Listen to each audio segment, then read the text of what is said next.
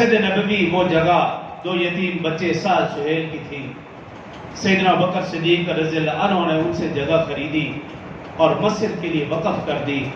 رسول اللہ صلی اللہ علیہ وسلم نے اعلان کیا، چندہ جمع کیا اور چندے کے ساتھ مسجد کی تعمیر مکمل کی۔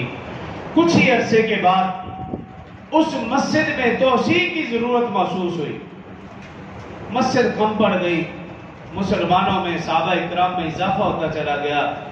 مسجد نبوی میں رسول اللہ صلی اللہ علیہ وسلم تشریف فرما ہے، صحابہ اکرام کا مجمع ہے۔ رسول اللہ صلی اللہ علیہ وسلم نے اعلان فرمایا، کون ہے جو مسجد کی توسیع کے لیے جگہ خریدے؟ فوراً عثمان غنی رضی اللہ عنہ کھڑے ہو گئے اور عرض کیا، رسول اللہ صلی اللہ علیہ وسلم میں یہ جگہ خرید کر وقف کروں گا۔